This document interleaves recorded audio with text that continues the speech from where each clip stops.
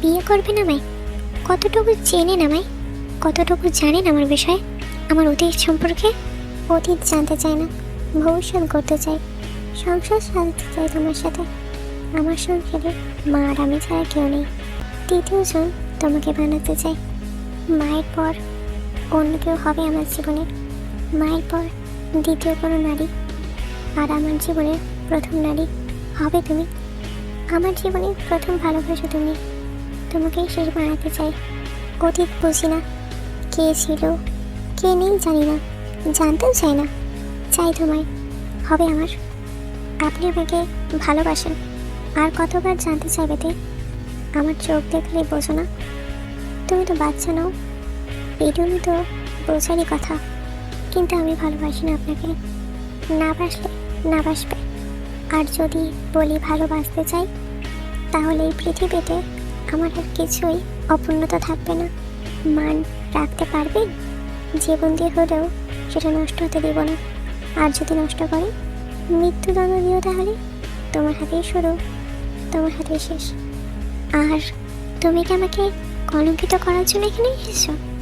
হঠাৎ এই প্রশ্ন করবো না বলছো? তুমি তাহলে এত রাতে আমার জানলা বেয়ে আমার রুমে কেন এসেছো? চিন্তা নেই, চাঁদের থেকেও বেশি তুমি পবিত্র। আমার মতো কলঙ্ক তোমাকে ছুঁতে পারবে না। কিন্তু আমার ভালোবাসাকে তুমি কলঙ্কের নাম দিও না। আমার ভালোবাসাকে অস্বীকার করছে, আমি মেনে নিচ্ছি। দয়া করে আমার ভালোবাসাকে কলঙ্কের নাম দিও না, এটা আমি মেনে নিতে পারবো না। ঠিক আছে, তুমি যাবে এখান থেকে। কেউ এসে গেলে খুব খারাপ হবে। এটা হচ্ছে জীবন জাঙ্গক। 2 বছর হয়েছে দিদির পাশের বাড়িতে শিফট হয়েছে তারা। এই 2 বছরে নানাভাবে জাঙ্গক দেখে প্রপোজ করেছে, অনেক বুঝিয়েছে যে দেখে খুব ভালোবাসে জাঙ্গক। কিন্তু তে যে ভয়ানক অতীত, সেটা ভুলে কি তে এগোতে পারবে? Good morning Tae. Good morning Jimin. কি হয়েছে তে? আজকে দেখছি তুই একটু অনমস্ক। কিছু কি হয়েছে? না তো, কি আবার হবে? কিছু হয়নি। তাহলে আজকে তুই এত চুপচাপ কেন? সেরকম কিছু বলার নেই, তাই চুপচাপ। আর আমি ঘরে থেকে থেকে খুব বোর হয়ে যাচ্ছি। তুই তো কলেজে চলে যাস, আর বাড়িতে আমার সেরকম কিছু করারও থাকে না। হ্যাঁ, বুঝতে পারছি। তোর না একটা পার্টনারের দরকার, যার সাথে তুই মনের দুঃখ কষ্ট সব শেয়ার করতে পারবি। তুই বললে আমি তোর জন্য একটা ব্লাইন্ড ডেটের অ্যারেঞ্জমেন্ট করি। না না, ওই সব দরকার নেই আমার। তুই তো আমার অতীত সম্পর্কে জানিসই। তুই একটা পুরুষ খারাপ বলে বাকি সব পুরুষ খারাপ এমন তো নয় না। আমিও তো সুগাকে ভালোবাসি, আর সুগা কত ভালো দেখ, ও তো খেয়াল রাখে আমার। কিন্তু আমি আর কাউকে বিশ্বাস করতে পারবো না জিমিন। ঠিক আছে, তুই এ ব্যাপারে আরেকবার ভেবে দেখ। আর আমার লেট হয়ে যাচ্ছে, আমি কলেজে যাচ্ছি এখন। Bye, take care. Okay okay, bye. এই মেয়েটা খুবই মিস্টেরিয়াস। আমি কি ওর বোনকে জিজ্ঞেস করবো যে ওর অতীতে কি এমন হয়েছিল যার জন্য সব পুরুষকে এভাবে ঘেন্না করে? না, আগে ওর মনে আমার প্রতি ভালোবাসা জন্মাতে হবে। আমি ওকে বাধ্য করবো আমার প্রতি ভালোবাসতে। হাই দিদি, তুমি আবার চলে এসেছো? আর আমার মনে হয় তুমি আমার জন্য অপেক্ষা করছিলে। আর তোমার এটা কেন মনে হলো? কারণ জানলা তো তুমি খুলে রেখেছো আমার জন্য। না, আমি তোমার জন্য জানলা খুলে রাখিনি। কারেন্ট নেই রুমে, আর এসিটাও চলছে না, সেই জন্য আমি জানলা খুলে রেখেছিলাম। না বললে তো আমি এখন শুনবো না। আমি জানি তুমি আমার প্রেমে পড়ে গেছো, তাই না? না, আমি কখনো কারোর প্রেমে পড়তে পারি না, কখনো না। এই যে আমি এতক্ষণ ধরে তোমার রুমে দাঁড়িয়ে রয়েছি, তুমি চাইলে কাউকে ডেকে আমাকে তাড়িয়ে দিতে পারো, কিন্তু তুমি আমাকে তাড়াচ্ছ না। এটাকে ভালোবাসা বলবো না তো কি বলবো? আমারও কাউকে চাই টাইম পাস করার জন্য, সেই জন্য তোমার সাথে কথা বলছি। আমি ঘরে বসে বসে বোর হচ্ছিলাম, আর তুমি আমার সুন্দর যে পাগলে এবার প্রেমে পড়ে গেছো, তাই আমি তোমার সাথে জাস্ট টাইম পাস করছি। আচ্ছা, তুমি আমার সাথে টাইম পাস করছো? হ্যাঁ, আমি ওসব ভালোবাসা টালাবাসা মানি না। আমি ওসব ভালোবাসা টালাবাসা মানি না, সব ফেক, সব। ও, ফেক লাভ। ঠিক আছে, তাহলে ফেক লাভই করা যায়। তাহলে ফেক লাভই এখন করি। কমপক্ষে সেখানে তো লাভ থাকবে না।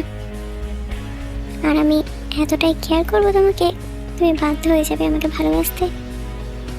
সবাই এরকম ভালোবাসার মিষ্টি মিষ্টি কথা বলে, আর পাশে থাকতে বললে তখন আর কেউ থাকবে না। আমি ওই রকম না, আমি সবসময় তোমার পাশে থাকবো। দেখে নেও। চলো তাহলে এই ফেক লাভের মধ্যে একটু রোম্যান্স করে নিই।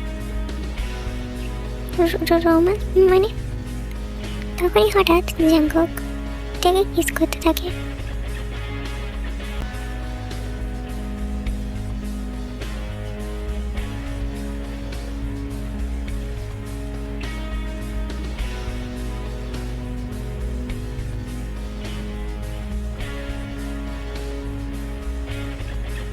এই এই তুমি কাজ কেন? ঠিক আছে ঠিক আছে, আমি আর কিছু করছি না। এবার তো বলো তুমি কাজ কেন? দেখো তুমি যদি এরকম করো আমি কিন্তু আবার কেস করতে শুরু করে দেবো। করো তাহলে কেস। এই তে বলো না কেন করছো? কিছু না, বলবো না আমি। এই তে বলো না প্লিজ, কী হয়েছে বলো না। জানেন তো কিছু কান্নার কোনো শব্দ থাকে না। আপনি দেখেছেন চোখ থেকে পানি পড়ছে নীরবে। আসলে ওই কান্নাগুলো থাকে এক বুক হাহাকার। চোখের পানি এমন জিনিস যা অনেক সময় মনের দুঃখ বলানোর কাজে আসে। আমি জানি তুমি আমাকে ভালোবাসো না, কিন্তু একজন বন্ধু হিসেবে তুমি আমাকে বলতে পারো যে তুমি কেন কাঁদছো। তে তখনও জাঙ্কুকের প্রশ্নে কিছু উত্তর না দিয়ে কাঁদতে থাকলো। জাঙ্কুক তখন তের কান্না থামানোর জন্য পট করে বলে উঠল, দয়া করিয়া আপনি নিজের চোখের পানির ট্যাঙ্কি বন্ধ করুন ম্যাডাম। অতি প্রয়োজন ছাড়া কান্নার সুইচ অন না করার বিশেষ অনুরোধ করছি। আর এইসব চোখের পানি বিয়ের পর রাত বিরাতে খুব কাজে লাগবে। ছি, কী সব বলছো এগুলো তুমি জাঙ্কুক? আর এইসব কথা বলার জন্য তো তুমি তোমার কান্না বন্ধ করলে, তাই না? এখন চলো আমরা ডেটে যাবো। ডেটে? হ্যাঁ, তোমাকে তো আমার ইমপ্রেস করতে হবে না, যাতে তুমি তাড়াতাড়ি বিয়ের জন্য রাজি হয়ে যাও। তোমার মনে হয় যে আমি তোমাকে ভালোবাসবো আর তোমার প্রতি ইমপ্রেস হবো? মনে হয় মানে 100% মনে হয়। না জাঙ্কুক, আমি কোথাও যাবো না, কোথাও না। তে এই কথাগুলো বলতে বলতে আবার কাঁদতে লাগলো। কি হয়েছে তে? আমাকে বলো, সব কথা আমাকে বলো। আমি কি বলবো জাঙ্কুক? প্রতি রাতে আমি ঘুমোতে পারি না ঠিক করে। ওই সেই রাতের কথা আমার বারবার মনে আসে। সে আমাকে ছাড়ে না, সে আমাকে তাড়া করে বেড়ায়। কে সে? কি তার পরিচয়? কোথায় আছে সে এখন? জেলে আছে। জেলে? হ্যাঁ জেলে। আমার যখন 15 বছর বয়স তখন আমার স্কুলের একজন টিচার আমাকে খুব পছন্দ করতেন। তিনি দেখতে খুব সুদর্শন ছিলেন, আমারও তাকে খুব ভালো লাগতো।